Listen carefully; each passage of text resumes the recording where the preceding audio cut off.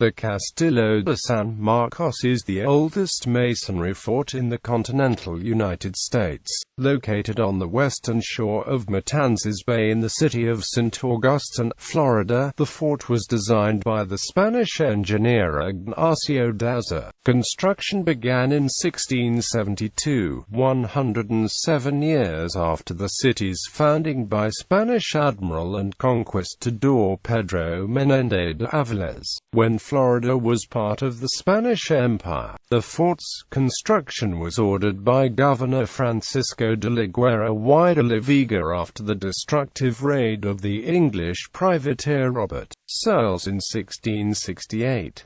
Work proceeded under the administration of Guerra's successor, Manuel de Sendoya, in 1671, although the first stone was not laid until 1672. After Britain gained control of Florida in 1763 pursuant to the Treaty of Paris, St. Augustine became the capital of British East Florida, and the fort was renamed Fort St. Mark until the Peace of Paris, when Florida was transferred back to Spain. In 1819, Spain signed the Adams-Onis Treaty, which ceded Florida to the United States in 1821. Consequently, the fort was designated a United States Army base and renamed Fort Marion, in honor of American Revolutionary War hero Francis Marion. In 1942, the original name Castillo de San Marcos was restored by an act of Congress. The fort was declared a national monument in 1924, and after 251 years of continuous military possession, was deactivated in 1933. The 20.48-acre site was then turned over to the United States National Park Service. Castillo de San Marcos was twice besieged, first by English colonial forces led by Carolina Colony Governor James Moore in 1702, and then by Georgia colonial Governor James Oglethorpe in 1740. Possession of the fort has changed 6 times, all peaceful, amongst 4 different governments: the Spanish Empire, the Kingdom of Great Britain, the Confederate States of America, and the United States of America. Under United States control, the fort was used as a military prison to incarcerate members of various Native American tribes, starting with the Seminole, including the famous war chief Osceola in the Second Seminole War, and members of various Western tribes, including Geronimo's band of Chiricahua Apache. The Native American art form known as ledger art had its origins at the fort during the imprisonment of members of the Plains tribes such as Howling Wolf of the Southern Cheyenne. Construction. The European city of St. Augustine was founded by the Admiral Pedro Menéndez de Avilés for the Spanish crown in 1565 on the site of a former Native American village called Seloy. Over the next 100 years, the Spanish built 9 wooden forts for the defense of the town in various locations. The need for fortifications was recognized after it was attacked by Francis Drake and his fleet of 20 ships in 1586. Following the 1668 attack of the English pirate Robert Searles, Mariana, Queen Regent of Spain, approved the construction of a masonry fortification to protect the city. The Castillo is a masonry star fort made of a stone called caquina, made of ancient shells that have bonded together to form a type of stone similar to limestone. Workers were brought in from Havana, Cuba, to construct the fort in addition to Native American laborers. The caquina was quarried from the King's Quarry on Anastasia Island in what is today Anastasia State Park across Matanzas Bay from the Castillo, and ferried across to the construction site. Construction began on October 2, 1672 and lasted 23 years, with completion in 1695. The fort has 4 bastions named San Pedro, San Agustin, San Carlos and San Pablo, with the ravelin protecting the sallyport. On the 2 landward sides a large glacis was constructed which would force any attackers to advance upward toward the fort's cannon and allow the cannon shot to proceed downslope for greater efficiency in hitting multiple targets. Immediately surrounding the fort was a moat which could be flooded to a depth of a foot during high tide with seawater from Matanzas Bay prior to an attack via the use of floodgates built into the sea wall. Multiple embrasures were built into the curtain wall along the top of the fort as well as into the bastions for the deployment of cannon of various calibers. Infantry embrasures were also built into the walls below the level of the turret line for the deployment of muskets by the fort's defenders. It was through one of these embrasures that 20 Seminoles held as prisoners would escape in 1837. First English siege. In 1670, Charlestown was founded by English colonists. As it was just 2 days' sail from St.Augustine, the English settlement and encroachment of English traders into Spanish territory spurred the Spanish in their construction of a fort. In 1702, English colonial forces under the command of Carolina Governor James Moore embarked on an expedition to capture St.Augustine early in Queen Anne's War. The English laid siege to St. Augustine in November 1702. About 1,500 town residents and soldiers were crammed into the fort during the 2-month siege. The small English cannon had little effect on the walls of the fort because the coquina was very effective at absorbing the impact of the shells. The siege was broken when the Spanish fleet from Havana arrived, trapping some English vessels in the bay. The English were defeated and decided to burn the ships to prevent them from falling under Spanish control, and then marched overland back to Carolina. The town of St. Augustine was destroyed, in part by the Spanish and in part by the English, as a result of the siege. Second period of construction. Beginning in 1738, under the supervision of Spanish engineer Pedro Ruiz de Arellano, the interior of the fort was redesigned and rebuilt. Interior rooms were made deeper, and vaulted ceilings replaced the original wooden ones. The vaulted ceilings allowed for better protection from bombardments and allowed for cannon to be placed along the gun deck, not just at the corner bastions.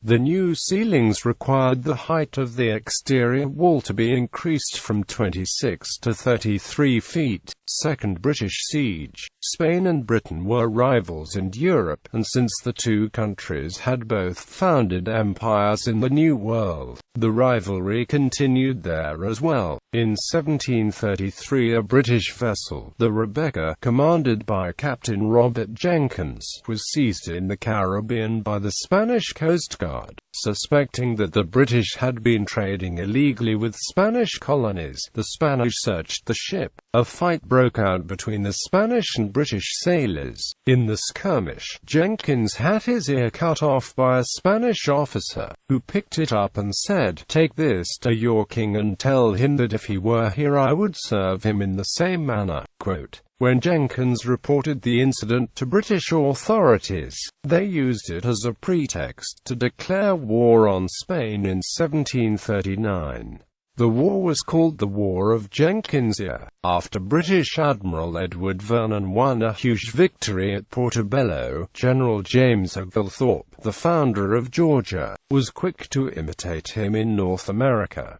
In June 1740, Oglethorpe and an English fleet of 7 ships appeared off St.Augustine. As in the 1702 siege, 300 soldiers and 1,300 residents found refuge within the Castillo's walls. For 27 days the British bombarded the Castillo and St. Augustine. Realizing his cannon were not affecting the Castillo's walls, Oglethorpe decided to starve the people of St. Augustine by blockading the inlet at the Matanzas River and all roads into St. Augustine. No supplies could reach the city. With morale and supplies low for his own forces, Oglethorpe had to retreat. In order to protect the city from future blockades and sieges, the Spanish built Fort Matanzas to guard the inlet, which could be used as a rear entrance to avoid St. Augustine's primary defense system. British occupation. In 1763, the British managed to take control of the Castillo but not by force. As a provision of the Treaty of Paris after the 7 Years' War, Britain gained all of Spanish Florida in exchange for returning Havana and Manila to Spain. On July 21, 1763, the Spanish governor turned the Castillo over to the British, who established St. Augustine as the capital of the province of East Florida, established by the Royal Proclamation of 1763. The British made some changes to the fort, and renamed it Fort St. Mark. As Great Britain was the dominant power in North America, they were not worried about keeping the fort in top condition. This attitude prevailed until the outbreak of the American Revolutionary War. The fort was used as a military prison during the war. Among those imprisoned was Christopher Gadsden, the Lieutenant Governor of South Carolina. He was also a delegate to the Continental Congress and a brigadier general in the Continental Army during the war. He was released after 11 months. Improvements were begun on the fort, in keeping with its new role as a base of operations for the British in the South. The gates and walls were repaired, and second floors were added to several rooms to increase the housing capacity of the fort. The Castillo saw action during the American Revolution mainly as a prison, although St. Augustine was targeted by several aborted expeditions from Georgia. Several revolutionary fighters who had been captured in Charleston were held there when it was taken by the British. The Spanish declared war on Britain in 1779, drawing off forces from Fort St. Mark and keeping the British occupied. Bernardo de Galvez, governor of Spanish Louisiana, attacked several British-held cities in West Florida, capturing all of them. The only major British operation that used troops from St. Augustine was the poorly coordinated but successful capture of Savannah, Georgia. The city was taken by troops from New York before those from St. Augustine arrived. At the end of the war, the 1783 Treaty of Paris called for the return of Florida to Spain. On July 12,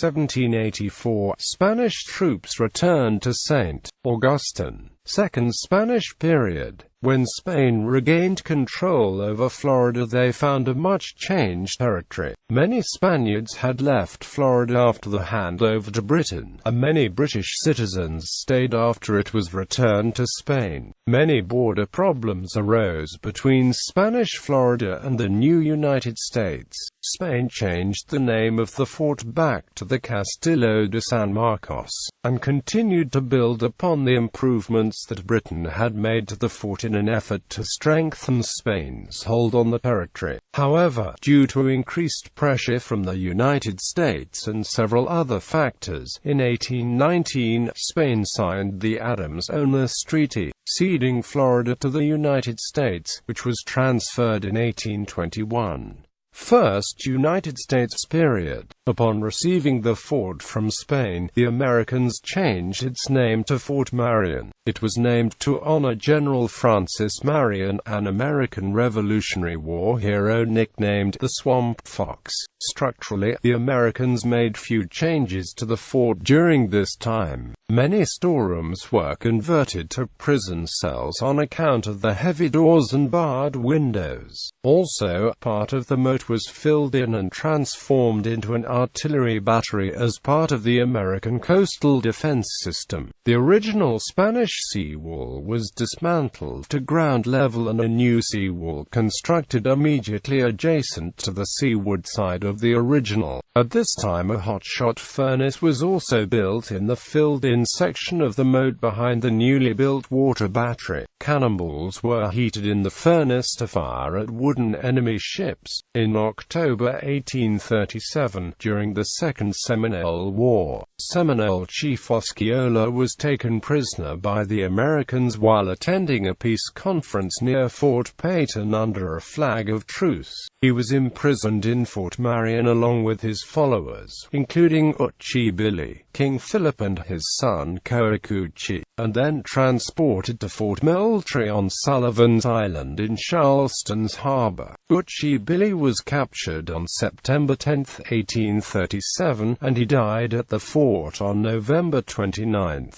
His skull was kept as a curio by Dr. Frederick Whedon, who also decapitated Osceola after his death in Fort Moultrie and kept the head in preservative. On the night of November 19, 1837, Coacuchee and 19 other Seminoles, including 2 women, escaped from Fort Marion. Coacuchee, known for fabricating entertaining stories, later told the tale that only he and his friend Talmas Hadjo had escaped by squeezing through the 8-inch opening of the embrasure located high in the cell and sliding down a makeshift rope into the dry moat.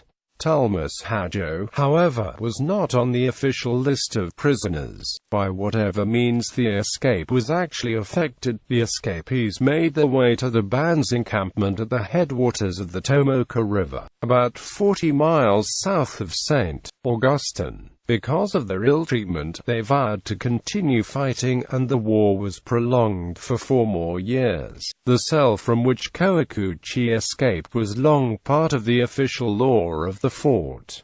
Confederate States period. In January 1861, Florida seceded from the United States in the opening months of the American Civil War. Union troops had withdrawn from the fort, leaving only 1 man behind as caretaker. In January 1861, Confederate troops marched on the fort. The Union soldier manning the fort refused to surrender it unless he was given a receipt for it from the Confederacy. He was given the receipt and the fort was taken by the Confederacy without a shot. Most of the artillery in the fort was sent to other forts, leaving only 5 cannons in the water battery to defend the fort. The St. Augustine Blues, a militia unit formed in St. Augustine, were enrolled into the Confederate Army at Fort Marion on August 5, 1861.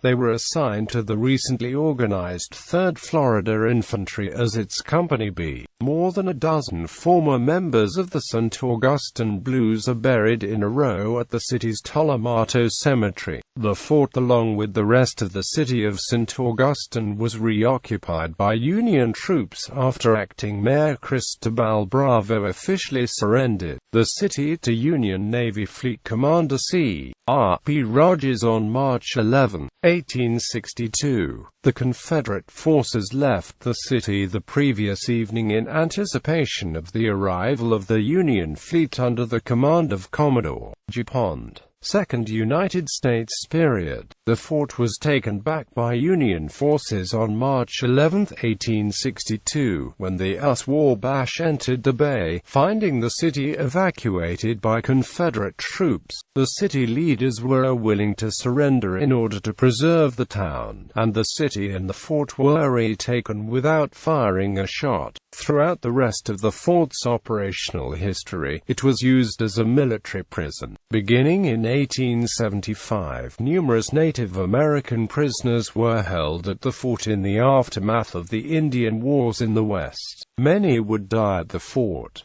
Among the captives were Chief White Horse of the Kiowa and Chief Graybeard of the Southern Cheyenne. During this period, Richard Henry Pratt, a Civil War veteran, supervised the prisoners and upgraded the conditions for them. He removed the prisoners' shackles and allowed them out of the casemates where they had been confined. He developed ways to give the men more autonomy and attempted to organize educational and cultural programs for them. They became a center of interest to Northerners vacationing in St. Augustine, who included teachers and missionaries. Pratt recruited volunteers to teach the Indian prisoners English, the Christian religion, and elements of American culture. He and most U.S. officials believed that such assimilation was needed for the Indians' survival in the changing society. The men were also encouraged to make art. They created hundreds of drawings. Some of the collection of ledger art by Fort Marion artists is held by the Smithsonian Institution. It may be viewed online. Encouraged by the men's progress in education, citizens raised funds to send nearly 20 of the prisoners to college after they were released from Fort Marion. 17 men went to the Hampton Institute, a historically black college. Others were sponsored and educated in New York State at private colleges. Among the latter were David Pendleton Okahata, as he became known, who was sponsored by U.S. Senator Pendleton and his wife. He studied and later was ordained as an Episcopal priest. He returned to the West to work as a missionary with Indian tribes. He was later recognized by the Episcopal Church as a saint. Pratt's experiences at Fort Marion became the basis for his campaign to create American Indian boarding schools. Although these schools were supposedly for the purpose of educating native people, they became sites where native children were prohibited from speaking the languages or practicing their own religion. Many children were removed from the families forcibly or under threat of withholding food rations. Children's letters home were censored, and many children were taken to agricultural labor camps over the summer, instead of being allowed to visit home. Many have accused American Indian boarding schools of countless abuses and violations of child labor laws. In addition to accusations of cultural genocide, Pratt's campaign began with the creation of the Carlisle Barracks, which was the first of over 450 American Indian boarding schools. From 1886 to 1887, approximately 491 Apaches were held prisoner at Fort Marion. Many were of the Chiricahua and Warm Springs Apache bands from Arizona. There were 82 men and the rest were women and children. Among the men, 14, including Chateau, had previously been paid scouts for the U.S. Army. Among the Chiricahua were members of the notable Chief Geronimo's band, including his wife. Geronimo was sent to Fort Pickens, in violation of his agreed terms of surrender. While at the fort, many of the prisoners had to camp in tents, as there was not sufficient space for them. At least 24 Apaches died as prisoners and were buried in North Beach. In 1898, over 200 deserters from the Spanish-American War were imprisoned at the fort. This marked one of the last uses of the fort as an operational base. In 1900, the fort was taken off the active duty rolls after 205 years of service under 5 different flags. In 1924, the fort was designated a national monument. In 1933 it was transferred to the National Park Service from the War Department. In 1942, in honor of its Spanish heritage, Congress authorized renaming the fort as Castillo de San Marcos. As an historic property of the National Park Service, the national monument was listed on the National Register of Historic Places on October 15, 1966. The National Park Service manages the Castillo together with Fort Matanzas National Monument. In 1975, the Castillo was designated an historic civil engineering landmark by the American Society of Civil Engineers. Since being transferred to the Park Service, the Castillo has become a popular tourist attraction. It occupies 2.5 acres in downtown St. Augustine, Florida. The fort has been featured on many television shows, including Monumental Mysteries and Ghost Adventures. Gallery